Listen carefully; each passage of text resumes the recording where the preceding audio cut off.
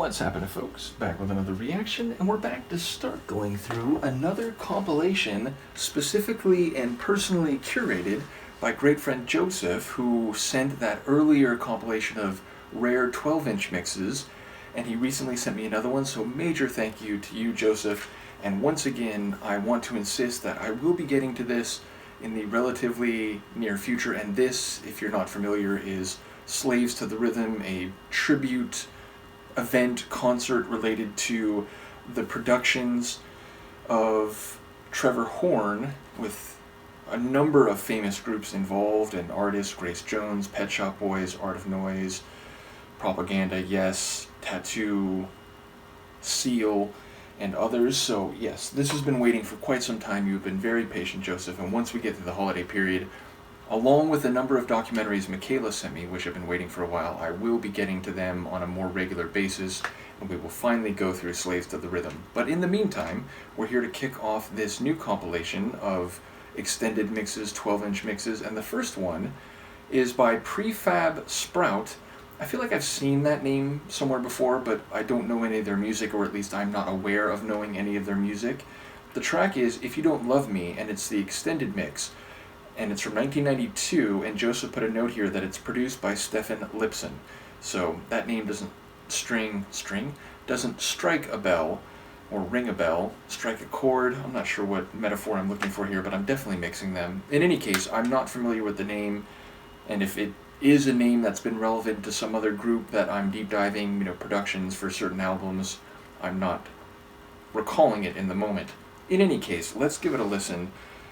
And of course, If You Don't Love Me is the first part of a conditional statement. If you don't love me, then XYZ. And obviously what the second part of that conditional is will greatly affect the attitude, the emotion, the sentiment, the potential narrative in play. And given that it's an extended mix, maybe it will be less about the lyrics and narrative of the song and more about the sonics and any sections that might be altered relative to the original.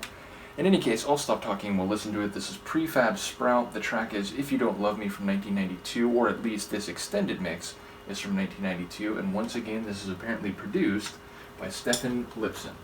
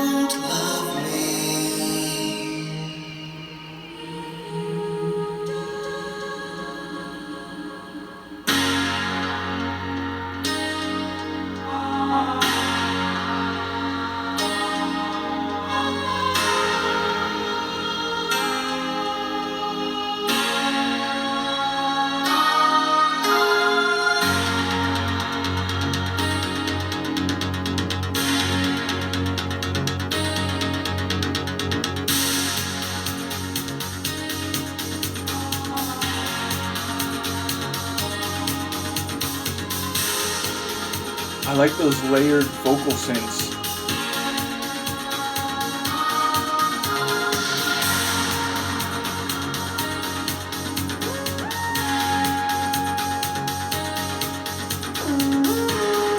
Like a theremin style noise.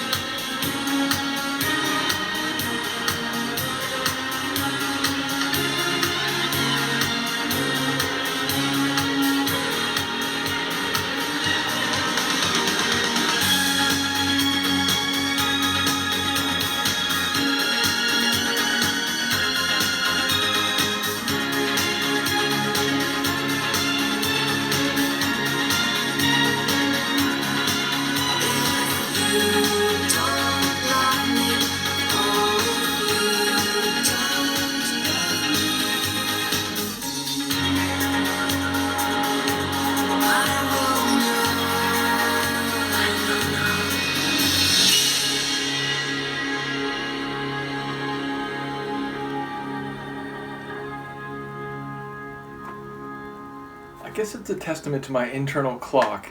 I was thinking like, oh, Joseph put the times on here, the duration for each tune, and I was like, oh, like didn't it say it was like about 5:30? And indeed, it's just under 5:30. And I was thinking like, we've listened to about that much, right? And like literally 5 seconds later, the track peters out. So yeah, I like it. It's sort of uplifting. Lyrically, now I don't know if this is just an excerpt of the lyrics that are in the original version, though I'm going to go out on a limb and say maybe that's the case. Maybe this isn't all the verses of the original, though again, that is just a guess and I might very well be wrong. But it sounds like he's saying like, if you love me, if you're here for me, then I'm going to give you all that too. That's exactly what you're going to get from me. But if you don't love me, I'm going to know, and that will probably reflect in my actions. I'm not going to be forthcoming with affection if I have no guarantee of a return, of the same feeling coming back, excuse me, in my direction. So yeah, it sounds like the full title phrase, God, excuse me, is if you don't love me, then I will know, and by implication, I will not be showering you in affection. So it's kind of a cautious, like, we're at a breaking point here, like we're at a threshold. Do you want this to go on? And if you do, show me some of that, or show me that, make me believe it, and you'll get everything in return. But if you don't, I'm going to pull back now because I'm having a sense that, maybe you're not certain and you're not going to reciprocate. So yeah, it feels like a balanced on a knife's edge is this dynamic between the narrator and whoever he is addressing, presumably some female, although I guess that doesn't necessarily, like, a lot of songs, like, they are like a, him, her, but I feel like some songs are worded more generally, and obviously, like, the gender identity of the other person is not assumed, so I shouldn't say that it is a young lass, but at the very least, a significant other, maybe already a lover, but someone who the narrator is wondering about their conviction, their willingness to be part of this. So yeah, I very much enjoy the sonics. Again, there's some cool electronic elements in there, some vocal like synths where again it sounds like a keyboard, but it's like a sort of affected vocal. So it's like you can tell it's sort of a keyboard run, but it's a vocal sound. It's like a vocal quality. And in that regard, there was a point like midway through where I felt like, this could be a Pet Shop Boys tune. It kind of had that feel to it. Secondarily, there was like a theremin type synth line which had this real kind of like alien quality to it. There were obviously some strings in there, again maybe string synths, but they provided a nice texture and flourish. And yeah, obviously like a dance floor tune, not like an absolute brain thumping heavy kick drum, foot stomping on the floor, but it had a dance floor rhythm to it. It's definitely a tune you could groove in like a mellow way out on a club dance floor. So yeah, I enjoyed it. I do wonder again how similar to or different from the original this might be. And an extended mix that's only quote unquote 5.5 minutes long, which is not short by any means, but in the world of extended mixes, including from the early 90s, it feels like that's on the shorter end. Sometimes they're 7-8 minutes. So yes, either way, I think it was a good duration. There was no point where I felt like, man, it's going a bit long here. It's just kind of repeating. Nor was it like, oh, is it already over? Like I was just kind of getting into that. So I feel like it was at a good place, even if, as I said, relative to some other extended mixes I've heard, it seemed short by comparison.